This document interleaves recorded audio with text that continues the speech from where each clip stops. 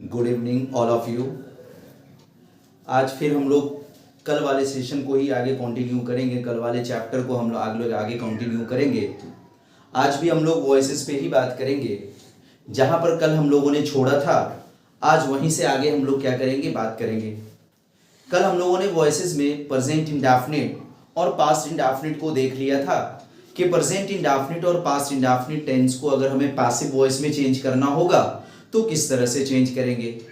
आज हम लोग उससे आगे बात करेंगे, लेकिन उससे आगे बात करने से पहले कल जो है हम लोग इंट्रोगेटिव सेंटेंस को लेकर बात कर रहे थे, जहां पर मैं लास्ट में ये कह रहा था कि किसी भी क्वेश्चन वर्ड को अगर सेंटेंस में लिखा जाए, यानी इंट्रोगेटिव सेंटेंस क्वेश्चन वर्ड के साथ लिखा जाता है, तो हम उस क्वेश्चन वर्ड को उसी तरह से सेंटेंस में क्या कर लेते हैं, पैसिव वॉइस में भी यूज कर लेते हैं।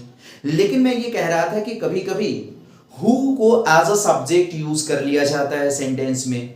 तो अगर हु से कोई इंट्रोगेटिव सेंटेंस लिखकर आ रहा होगा तो उस सेंटेंस को हम पैसिव वॉइस में किस तरह से चेंज करेंगे, सबसे पहले हम लोग उसके बारे में बात करेंगे, ठीक है। फिर उसके बाद हम लोग इंडेफिनिट की कैटेगरी में यानी फ्यूचर इंडेफिनिट को देखेंगे। तो देखिए, अगर आपके सेंटेंस में हु को एज अ सब्जेक्ट लिखा गया हो, है ना, क्या किया गया हो, हु को एज अ सब्जेक्ट लिखा गया हो, किसमें, एक्टिव वॉइस में, तो जाहिर सी बात है हु को जब एज अ सब्जेक्ट लिखा जाएगा अगर प्रेजेंट इंडेफिनिट टेंस में या पास्ट इंडेफिनिट टेंस में, तो जाहिर सी बात है हु के बाद क्या होगा, वर्ब लिखा जाएगा। अगर प्रेजेंट इंडेफिनिट में लिखा जा रहा है तो वर्ब के फर्स्ट फॉर्म को लिखा जाएगा और फिर उसके बाद क्या आएगा, उसके बाद ऑब्जेक्ट लिखा जाएगा, एक्टिव में ये फॉर्मेशन होगा। अगर आप, है ना, पैसिव की बात करें तो इस सेंटेंस को जब हम पैसिव में चेंज करेंगे, भाई ये प्रेजेंट इंडेफिनिट में इस तरह से सेंटेंस लिखा जाएगा। मैं प्रेजेंट इंडेफिनिट की बात कर रहा हूं पहले, किसमें, प्रेजेंट इंडेफिनिट में। अगर प्रेजेंट इंडेफिनिट में हम हु को एज अ सब्जेक्ट लिख रहे होते हैं तो उसके बाद क्या होगा, वर्ब का फर्स्ट फॉर्म होगा और उस वर्ब के फर्स्ट फॉर्म के साथ हम क्या करेंगे, एस या ईएस ऐड करेंगे भाई, और फिर उसके बाद क्या होगा, ऑब्जेक्ट होगा, एक्टिव वॉइस में ये फॉर्मेशन होगा। जब इसे आप पैसिव वॉइस में चेंज करेंगे तो आपने कभी सुना और पढ़ा होगा कि हु को हम किस में चेंज कर देते हैं, बाय हुम में चेंज कर देते हैं। किस में चेंज करते हैं, बाय हुम में चेंज करते हैं। और फिर उसके बाद, है ना, चूंकि हम प्रेजेंट इंडेफिनिट टेंस को अगर हम चेंज करेंगे तो जाहिर सी बात है प्रेजेंट इंडेफिनिट टेंस में जो वर्ब होगा वो पैसिव वॉइस में क्या होता है, इज एम आर होता है। तो बाय हुम के बाद सब्जेक्ट के अकॉर्डिंग, यानी जो पैसिव वॉइस में हमारा नया सब्जेक्ट होगा उस सब्जेक्ट के अकॉर्डिंग इज एम और आर लिखेंगे, है ना। यहां पर आप क्या लिखेंगे, बाय हुम के बाद, बाय हुम के बाद पैसिव वॉइस में इज लिखेंगे, एम लिखेंगे या आर लिखेंगे सब्जेक्ट के अकॉर्डिंग, और उसके बाद आपका क्या हो जाएगा, सब्जेक्ट हो जाएगा। और सब्जेक्ट के बाद आप क्या करेंगे, वर्ब के थर्ड फॉर्म को प्लेस कर देंगे, क्वेश्चन मार्क एंड में आप प्लेस कर देंगे, सेंटेंस क्या हो जाएगा, कंप्लीट हो जाएगा। यानी मैं कहना ये चाह रहा हूं कि भाई ये तो मैंने प्रेजेंट इंडेफिनिट के सेंटेंस का फॉर्मेशन लिखा, लेकिन हु तो किसी भी टेंस में आ सकता है। तो किसी भी टेंस में जब हु को लिखेंगे आप तो दरअसल हु को आप किस में चेंज करेंगे, पैसिव वॉइस में, बाय हुम में चेंज कर देंगे। और फिर जिस टेंस के जिस कैटेगरी को आप लिख रहे होंगे उस कैटेगरी में जो हेल्पिंग वर्ब आ रहा होगा उस हेल्पिंग वर्ब को आप क्या करेंगे, बाय हुम के बाद यूज करेंगे। यहां पर चूंकि प्रेजेंट इंडेफिनिट की मैं बात कर रहा हूं, लिहाजा प्रेजेंट इंडेफिनिट टेंस में जो हेल्पिंग वर्ब आता है वो क्या आता है, इज एम और आर आता है। तो यहां पर मैं इज एम आर यूज कर रहा हूं। भाई किसी और टेंस की बात करेंगे तो अलग अलग कैटेगरी में अलग अलग हेल्पिंग वर्ब्स यूज किए जाते हैं। जैसे पास्ट इंडेफिनिट की अगर हम बात करें तो पास्ट इंडेफिनिट में क्या होगा, बाय हुम के बाद वॉज और वर हो जाएगा। चूंकि पास्ट इंडेफिनिट में हमारा हेल्पिंग वर्ब क्या आता है, या तो वॉज आता है या तो वर आता है ना। जैसे पास्ट इंडेफिनिट की अगर फॉर्मेशन की हम बात करें, आपने कल देखा भी था कि पास्ट इंडेफिनिट का फॉर्मेशन एक्टिव में क्या होता है। मैं आज फिर लिख दे रहा हूं, एक्टिव वॉइस में अगर हु को हम एज अ सब्जेक्ट यूज कर रहे होंगे तो सब्जेक्ट के बाद वर्ब का क्या करेंगे, सेकंड फॉर्म यूज करेंगे, और उसके बाद हम क्या लिखेंगे, ऑब्जेक्ट लिखेंगे, क्वेश्चन मार्क प्लेस कर देंगे, ठीक है भाई। अगर इसी सेंटेंस को आप पासिव में चेंज करेंगे तो यहां पर भी हु हमारा क्या हो जाएगा, बाय हुम हो जाएगा, और इसके बाद सब्जेक्ट के अकॉर्डिंग हम पास्ट में क्या करेंगे, इंडेफिनिट में वॉज और वर यूज करेंगे।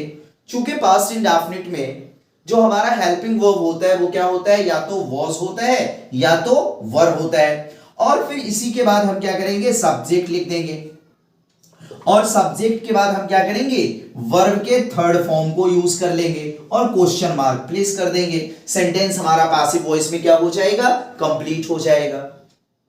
ठीक है, यानी मैं कहना ये चाह रहा हूं कि जिस तरह से आपने कल इंट्रोगेटिव सेंटेंस को चेंज किया था, ठीक उसी तरह से हम हु वाले सेंटेंस को भी चेंज करेंगे। बस हमें करना क्या होता है कि हु जहां पर लिखा होगा उसे पैसिव वॉइस में हम किस तरह से चेंज कर लेंगे, बाय हुम से चेंज कर लेंगे।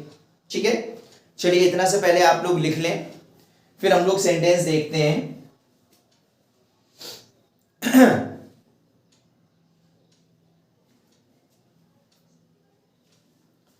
चलिए मैं इसे रब कर रहा हूं।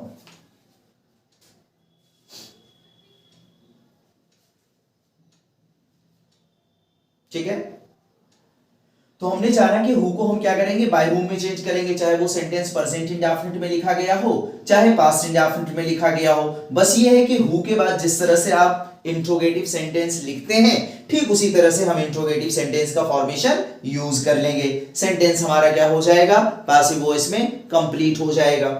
जैसे फॉर एग्जांपल मैं सेंटेंस लिख रहा हूं, इसे मैं मिटा रहा हूं। जैसे मान लिया जाए आपने सेंटेंस लिखा, समझिएगा इस चीज को, और इससे रिलेटेड क्वेश्चंस दिए भी जाते हैं, हु वाले सेंटेंस को अक्सर पूछ लिया जाता है। तो हम लोग हर टेंस के हर कैटेगरी में हम लोग हु वाले सेंटेंस को क्या करेंगे, डिस्कस करेंगे। चाहे किसी भी सेंटेंस में आपको दिया जा रहा हो, वो आपको सॉल्व करना क्या हो, आसान हो जाए आपके लिए। जैसे प्रेजेंट इंडेफिनिट में अगर हु से आप सेंटेंस लिखे एक्टिव वॉइस में, जैसे मान लिया जाए आपने लिखा हु, है ना, अगर मैं लिखूं who helps you in trouble, मैंने एक सेंटेंस लिखा who helps you in trouble, यानी परेशानी में तुम्हारी मदद कौन करता है, तुम्हारी सहायता कौन करता है। अब ये एक्टिव वॉइस का सेंटेंस लिखा गया है प्रेजेंट इंडेफिनिट में, अब इसे हमें क्या करना है, पैसिव वॉइस में चेंज करना है। तो आपने क्या सुना कि जब हु हमारा एक्टिव वॉइस में सब्जेक्ट बनकर आ रहा होगा, तो हम हु को सीधे तौर पे क्या कर देंगे, बाय हुम में चेंज कर देंगे। आपने हु को क्या लिख दिया, बाय हुम लिख दिया। अब उसके बाद जो पूरा सेंटेंस हमारा होगा वो इंट्रोगेटिव की तरह होगा, और आपको पता है कि इंट्रोगेटिव सेंटेंस में हम सब्जेक्ट से पहले क्या यूज करते हैं, हेल्पिंग वर्ब यूज करते हैं। अब चूंकि ये प्रेजेंट इंडेफिनिट टेंस का सेंटेंस है, तो हमें पता है कि भाई प्रेजेंट इंडेफिनिट टेंस के सेंटेंस में हम हेल्पिंग वर्ब के रूप में पैसिव वॉइस में क्या करते हैं, या तो इज यूज करते हैं, या तो एम यूज करते हैं, या तो आर यूज करते हैं। अब यहां पर देखें, आपका ऑब्जेक्ट कौन है, यू है ना, इस यू को आप क्या करेंगे, सब्जेक्ट बनाएंगे। तो जाहिर सी बात है यू के लिए हमारा वर्ब क्या हो जाएगा, आर हो जाएगा। तो बाय हुम के बाद आप क्या लिखेंगे, आर लिखेंगे, बाय हुम आर, और उसके बाद यू जो आपका ऑब्जेक्ट है ये क्या बन जाएगा, सब्जेक्ट बन जाएगा। बाय हुम आर यू, और उसके बाद आपने क्या सुना था कि सब्जेक्ट के बाद वर्ब का जो फर्स्ट फॉर्म हमारा है उसे हम किस में चेंज कर देंगे, थर्ड फॉर्म में चेंज कर देंगे। तो क्या लिखेंगे, by whom are you, help का थर्ड फॉर्म क्या हो जाएगा, हेल्प्ड हो जाएगा। By whom are you helped in trouble, ये हमारा पैसिव वॉइस का सेंटेंस हो जाएगा भाई। ठीक है, चलिए मैं पास्ट में सेंटेंस लिख रहा हूं। पास्ट इंडेफिनिट की अगर हम बात करें तो पास्ट इंडेफिनिट में भी कुछ इसी तरह से होगा। बस वहां पर हम क्या करेंगे, इज एम आर जो भी सब्जेक्ट के अकॉर्डिंग प्रेजेंट इंडेफिनिट टेंस में आप यूज करते हैं उसकी जगह पे आप क्या करेंगे, वॉज और वर यूज कर लेंगे। जैसे मान लिया जाए आपने एक्टिव में सेंटेंस लिखा हु डिफीटेड, है ना, यू, आपको किसने पराजित कर दिया, आपको किसने हरा दिया। अब ये आपने किस में लिखा है, पास्ट इंडेफिनिट में लिखा है। तो इसे भी जब हम पैसिव में चेंज करेंगे तो हु को हम डायरेक्ट क्या कर लेंगे, बाय हुम में चेंज कर लेंगे भाई। हु को किस में चेंज कर लेंगे, बाय हुम में चेंज कर लेंगे। और फिर उसके बाद यहां पर भी हमारा ऑब्जेक्ट जो है वो क्या है, यू है, जो कि हमारा क्या बनेगा, सब्जेक्ट बनेगा। तो जाहिर सी बात है यू के लिए पास्ट में हम क्या यूज करते हैं, वर यूज करते हैं। तो यहां पर बाय हुम के बाद हेल्पिंग वर्ब क्या लिखेंगे, वर लिखेंगे। बाय हुम वर, उसके बाद ये ऑब्जेक्ट हमारा क्या बन जाएगा, सब्जेक्ट बन जाएगा। बाय हुम वर यू, और डिफीट का थर्ड फॉर्म भी क्या होता है, डिफीटेड ही होता है। हम क्या लिख देंगे, डिफीटेड, है ना। By whom were you defeated, यानी किसके द्वारा आपको शिकस्त दिया गया, किसके द्वारा आपको पराजित किया गया, हराया गया। ये सेंटेंस हमारा क्या हो जाएगा, पासिव वॉइस में हो जाएगा। तो मैं कहना ये चाह रहा हूं कि हु को चाहे प्रेजेंट इंडेफिनिट टेंस में लिखा जाए, चाहे हु को as a subject past indefinite tense में लिखा जाए, हमें करना कुछ नहीं होता है। बस हु को हम किस में चेंज कर देंगे, बाय हुम में चेंज कर देंगे, और पूरा जो इंट्रोगेटिव का फॉर्मेशन होता है, यानी हेल्पिंग वर्ब को हम सब्जेक्ट से पहले ले आते हैं, तो हम हेल्पिंग वर्ब को क्या करेंगे, सब्जेक्ट के पहले ले आएंगे। भाई अगर इसको आपने सिंपल में लिखा होता तो आपने ऐसा लिखा होता ना, यू वर डिफीटेड, यानी आपको हराया गया, तो बस उसी वर्ब को आपने क्या किया, पहले यूज कर लिया, तो ये क्या हो गया, इंट्रोगेटिव सेंटेंस हो गया। बात समझ रहे हैं? चलिए जल्दी से राइट डाउन कर लें आप, और भी मैं सेंटेंसेस लिख रहा हूं ताकि इसमें पूरी तरह से आपको क्या मिल जाए, क्लैरिटी मिल जाए, है ना, चूंकि इससे रिलेटेड अक्सर एग्जाम में प्रश्न पूछे जाते हैं। ठीक है, चलिए मैं इसे मिटा रहा हूं। अब देखिए ये तो हमने जान लिया कि जब हु को एज अ सब्जेक्ट लिखा जाएगा तो हु को हम किस में चेंज कर देंगे, बाय हुम में चेंज कर देंगे, और फिर जिस तरह से इंट्रोगेटिव सेंटेंस चेंज किया जाता है उस तरह से हम इंट्रोगेटिव का फॉर्मेशन लिख देंगे, तो वो सेंटेंस हमारा क्या हो जाएगा, पासिव में कंप्लीट हो जाएगा। चलिए और इसके बारे में हम लोग जानते हैं, और भी सेंटेंसेस समझने की कोशिश करते हैं। इसे मैं मिटा रहा हूं, चलिए देखिए आगे।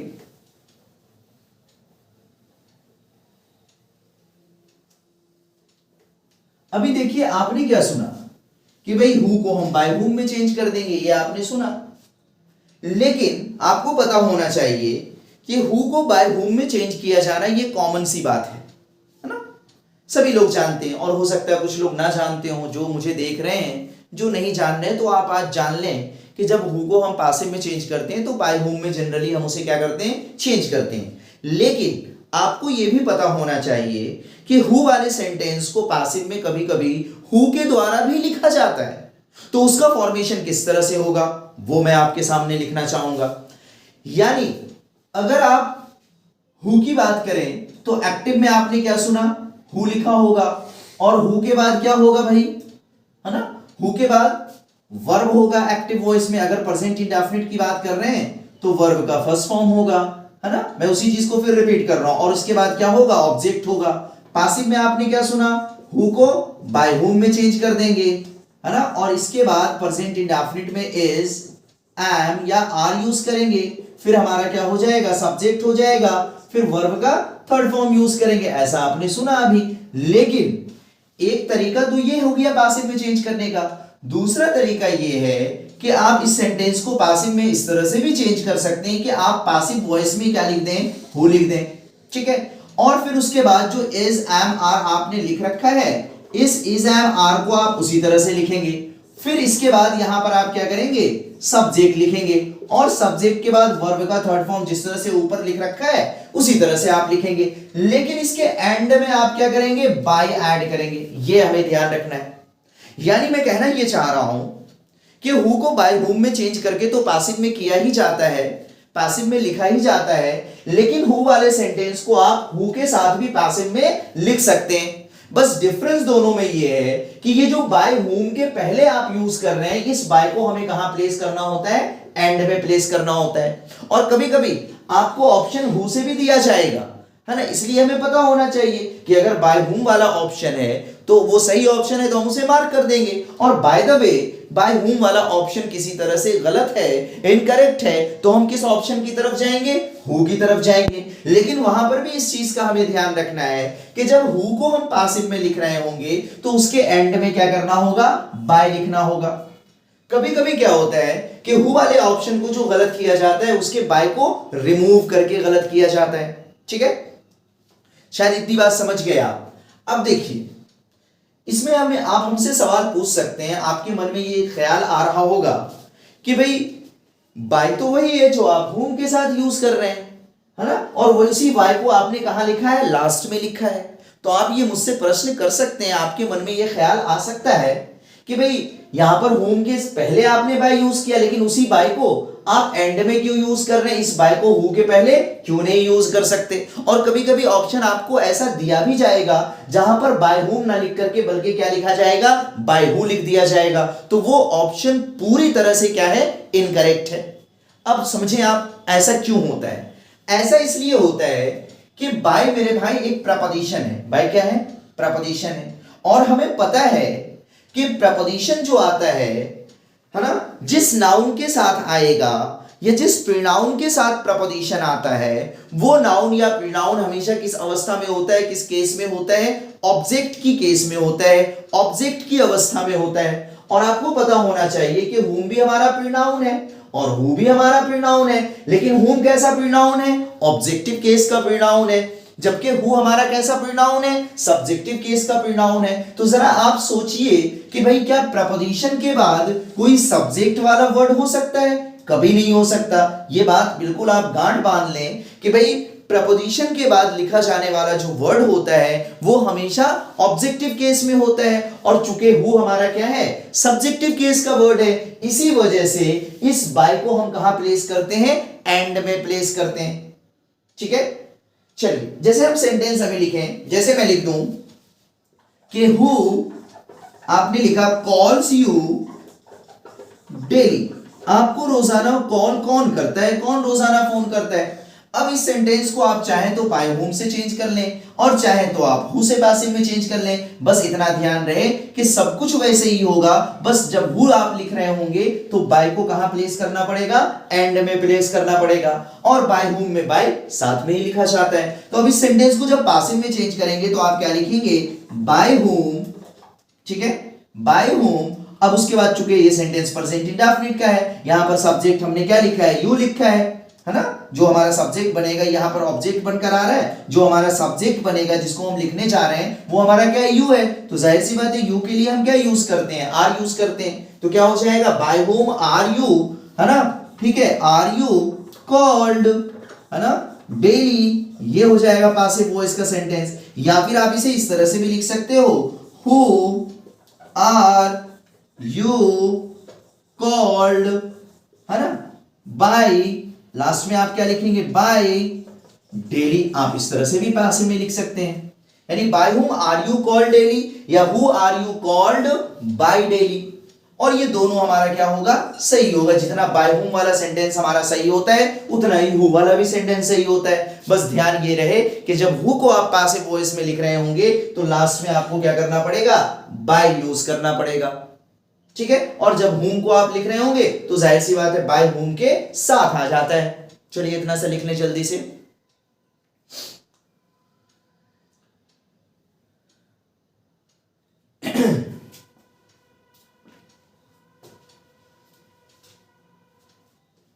लिख लिया भाई,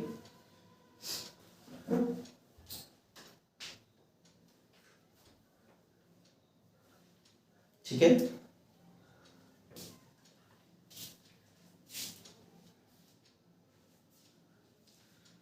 ठीक है, लिख लिया है ना। चलिए आगे बढ़ते हैं हम लोग। तो कुल मिलाकर हम लोगों ने प्रेजेंट इंडेफिनिट और पास्ट इंडेफिनिट के बारे में बात कर लिया। अब हम लोग बात करेंगे फ्यूचर इंडेफिनिट को लेकर, ठीक है, कि फ्यूचर इंडेफिनिट को भाई पैसिव वॉइस में हम किस तरह से चेंज करते हैं। अगर आप फ्यूचर इंडेफिनिट की बात करें तो फ्यूचर इंडेफिनिट को पैसिव में चेंज करना बहुत आसान होता है ना। अगर आप फ्यूचर इंडेफिनिट की बात करें तो फ्यूचर इंडेफिनिट को पैसिव में चेंज करना बहुत आसान होता है। भाई एक्टिव में जो फ्यूचर इंडेफिनिट का फॉर्मेशन होगा, आप क्या लिखते हैं, सब्जेक्ट लिखते हैं, और सब्जेक्ट के बाद आप क्या यूज करेंगे, विल और शैल यूज करते हैं सब्जेक्ट के अकॉर्डिंग। एक्टिव वॉइस की मैं बात कर रहा हूं, और इस विल और शैल के बाद क्या होता है, वर्ब का फर्स्ट फॉर्म होता है सभी सब्जेक्ट के लिए। फिर उसके बाद हम क्या यूज करते हैं, ऑब्जेक्ट यूज करते हैं एक्टिव वॉइस में। अगर हम पैसिव वॉइस की बात करें तो पैसिव वॉइस में भी क्या होगा, सब्जेक्ट होगा, जो कि हमारा एक्टिव वॉइस में क्या होगा, ऑब्जेक्ट होगा। उस ऑब्जेक्ट को आप क्या करेंगे, सब्जेक्ट बनाएंगे, और फिर इस सब्जेक्ट के अकॉर्डिंग पैसिव वॉइस में भी हम क्या करेंगे, विल और शैल का यूज करेंगे, और इसी विल और शैल के आगे आप क्या करेंगे, हेल्पिंग वर्ब बी बढ़ा देंगे। और ये जो वर्ब का फर्स्ट फॉर्म है इसे आप किस में चेंज कर देंगे, थर्ड फॉर्म में चेंज कर देंगे। फिर जो नया ऑब्जेक्ट है उसके पहले आप बाय यूज करेंगे और लास्ट में आप उस नए ऑब्जेक्ट को क्या करेंगे, प्लेस कर देंगे। ये हमारे पासिव वॉइस का फॉर्मेशन होगा। अब देखिए, बात तो हम फ्यूचर इंडेफिनिट की कर रहे हैं, लेकिन इसी बात के साथ आपको मैं एक बात और भी बताना चाहता हूं जिससे कि आपको याद रखने में थोड़ी आसानी हो जाए और आपका कार्य थोड़ा क्या हो जाए, आसान हो जाए। वो ये कि ये जो विल और शैल है मेरे भाई, ये क्या है, मॉडल ऑक्सिलरीज हैं। ये क्या है, मॉडल ऑक्सिलरीज वर्ब्स हैं, ठीक है। और मॉडल ऑक्सिलरीज है ना, उस वर्ब को कहा जाता है that is only used as helping verb और used to support the main verb. और इस मॉडल ऑक्सिलरी विल और शैल की तरह और भी बहुत सारे वर्ड्स होते हैं। आपने कभी सुना होगा कैन के बारे में, कुड के बारे में, may, might, should, must, ought to, इस तरह से वर्ड्स आपने सुना होगा। यानी ये सारे वर्ड्स हमारे क्या कहलाते हैं, मॉडल ऑक्सिलरीज। मैं साइड में लिख दे रहा हूं, ये सारे वर्ड्स हमारे क्या कहलाते हैं, जैसे आपका शैल हो गया, है ना, विल हो गया, ठीक है, शुड हो गया, ठीक है, वुड हो गया, मे हो गया, ठीक है, माइट हो गया, है ना, मे हो गया, माइट हो गया, shall, will, should, would, may, might, है ना। इसी तरह से कैन हो गया, कुड हो गया, है ना। ये सब वर्ड्स हमारे क्या कहलाते हैं, मॉडल ऑक्सिलरीज। ये क्या कहलाते हैं, मॉडल ऑक्सिलरीज, ठीक है। ये क्या कहलाते हैं, मॉडल ऑक्सिलरीज। अब देखिए, आपने यहां पर क्या लिख रखा है कि भाई फ्यूचर इंडेफिनिट को जब हम पासिव में चेंज करेंगे तो विल और शैल के आगे हम क्या करेंगे, बी बढ़ा देंगे पासिव में चेंज करने के लिए। तो चूंकि विल और शैल की तरह ये सारे वर्ड्स भी हमारे क्या है, मॉडल ऑक्सिलरीज हैं, है ना। कैन है, कुड है, मे है, माइट है, शैल है, शुड है, वुड है, ये सारे वर्ड्स हमारे मॉडल ऑक्सिलरीज हैं। तो जिस तरह से विल और शैल के आगे आप बी बढ़ा रहे हैं फ्यूचर में, है ना, पासिव करने के लिए, ठीक उसी तरह से अगर कोई सेंटेंस कुड से लिख कर आ रहा हो, कैन से लिख कर आ रहा हो, मे माइट से लिख कर आ रहा हो, वुड से लिखा हुआ हो, शुड से लिखा हुआ हो, तो उस सेंटेंस को भी पासिव में जब हम करेंगे तो वहां पर हमें कुछ नहीं करना होता है, बस इस ऑक्सिलरीज के बाद हम क्या करते हैं, बी बढ़ा देते हैं। जिस तरह से विल और शैल के आगे आप क्या कर रहे हैं, बी बढ़ा रहे हैं, ठीक है। मैं उसका भी फॉर्मेशन लिख दे रहा हूं ताकि आपके लिए थोड़ा आसान हो जाए। देखिए, नोटबुक में लिखा रहता है तो थोड़ा सा देखने में भी अच्छा लगता है, इसलिए मैं लिख दे रहा हूं, आप उसे राइट डाउन कर लें, ठीक है। चलिए, मैं दूसरे मॉडल ऑक्सिलरीज को लिख रहा हूं। भाई उसका भी जो फॉर्मेशन होगा एक्टिव में वो इसी तरह से होगा, जिस तरह से विल और शैल के बाद वर्ब का फर्स्ट फॉर्म यूज करते हैं, ठीक उसी तरह से मे, माइट, कैन, कुड, शुड, इन सब के साथ भी हम क्या करते हैं, वर्ब का फर्स्ट फॉर्म ही लिखा जाता है। भाई एक्टिव वॉइस की अगर हम बात करें तो सब्जेक्ट के बाद क्या हो सकता है, कभी कैन हो सकता है, कभी क्या हो सकता है, कुड हो सकता है, कभी क्या हो सकता है, मे या माइट हो सकता है, मैं एक साथ ही लिख दे रहा हूं, ठीक है। कभी क्या हो सकता है, शुड हो सकता है ना भाई। और इसके बाद क्या होता है, एक्टिव वॉइस में वर्ब का फर्स्ट फॉर्म होता है, फिर हमारा क्या होता है, ऑब्जेक्ट होता है। देखिए, जिस तरह से विल और शैल के बाद वर्ब का फर्स्ट फॉर्म है, ठीक उसी तरह से कैन, कुड, मे, माइट, इन सब के बाद भी क्या होता है, वर्ब का फर्स्ट फॉर्म होता है, और उसके बाद हम ऑब्जेक्ट लिखते हैं। तो इस सेंटेंस को जब हम पासिव में चेंज करेंगे तो ये उसी तरह से चेंज होगा जिस तरह से फ्यूचर इंडेफिनिट हो रहा है। यानी आप क्या करेंगे, सब्जेक्ट लिखेंगे, यानी ये वो सब्जेक्ट होगा जो एक्टिव वॉइस में आपका क्या होगा, ऑब्जेक्ट होगा। यानी इस ऑब्जेक्ट को आप क्या करेंगे, सब्जेक्ट बना लेंगे, और फिर सब्जेक्ट के अकॉर्डिंग आप यहां पर कुछ नहीं करना है, जो ये लिखा हुआ है ना, कैन, कुड, मे, माइट, ये एज इट इज, है ना, पैसिव वॉइस में भी लिख दिया जाएगा। जिस तरह से आप यहां पर विल और शैल को क्या कर रहे हैं, पैसिव वॉइस में लिख रहे हैं, ठीक उसी तरह से कैन, कुड या मे, माइट या शुड, इन वर्ड्स को भी हम क्या करेंगे, पैसिव वॉइस में कॉपी कर लेंगे। तो यहां पर हम पैसिव वॉइस में भी कैन लिखेंगे, कुड लिखेंगे, या मे या माइट, जो भी वर्ड आ रहा होगा उस वर्ड को आप क्या करेंगे, पैसिव वॉइस में कॉपी कर लेंगे। शुड लिखेंगे, ईटीसी जो भी हो, है ना, मैंने सारे नहीं लिखे।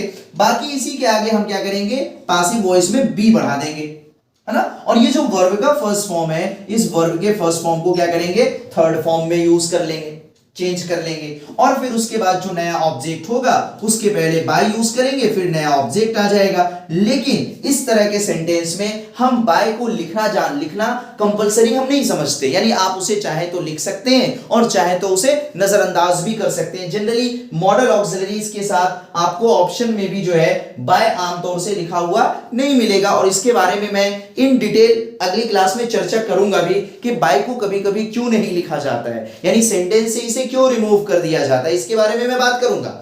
लेकिन अभी आपको मैं बताना ये चाह रहा हूं कि जिस तरह से फ्यूचर इंडेफिनिट को पासिव में चेंज करते हैं कि सिर्फ उसमें हम क्या करते हैं बी बढ़ा देते हैं, और आपने तो कल सुना ही था कि भाई पासिव वॉइस में वर्ब का हमेशा थर्ड फॉर्म होगा, तो थर्ड फॉर्म तो हमें लिखना ही लिखना है, बाकी हमें कुछ नहीं करना होता है, बस हम विल और शैल के आगे जिस तरह से बी बढ़ाते हैं ठीक उसी तरह से किसी भी मॉडल ऑक्सिलरी वर्ब से सेंटेंस लिखा गया हो, यानी कैन से लिखा गया हो, कुड से लिखा गया हो या मे माइट से लिखा गया हो, तो ऐसे सेंटेंस को भी पासिव में चेंज करने के लिए हम इस मॉडल ऑक्सिलरीज के आगे क्या करते हैं बी बढ़ा देते हैं। ठीक है, चलिए अब हम लोग एग्जाम्पल से बात करते हैं, एग्जाम्पल देखेंगे, सेंटेंसेस में इसको देखेंगे तो ज्यादा क्लैरिटी आएगी, लेकिन पहले आप इसे लिख लें जल्दी से।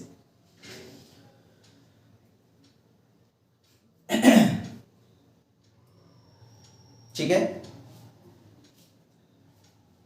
देखिए रोज का रोज आपको क्लास मिलती रहेगी, जो लोग भी मुझे देख रहे हैं रोज बहुत अच्छे से पढ़ें, है ना, लाइक सब्सक्राइब शेयर भी करते रहें ताकि सभी लोगों को इसका क्या मिल सके, फायदा मिल सके, सभी लोगों तक ये चीजें पहुंच सके। ठीक है, जहां तक कोशिश होगी मैं बहुत हद तक आप तक वो सारे कंटेंट्स पहुंचाने की कोशिश करूंगा जो आपके लिए एग्जाम में क्या हो, बेनिफिशियल हो, है ना भाई। चलिए तो हम लोग इससे रिलेटेड एग्जांपल्स देखते हैं, सेंटेंसेस वगैरह देखते हैं। मैं इसे रब कर रहा हूं, ठीक है, मेरा मानना है आप लोगों ने लिख लिया है। चलिए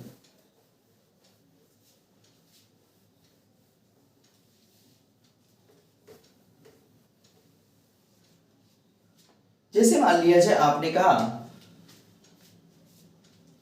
जैसे आपने मामूली सा सेंटेंस लिखा, ही विल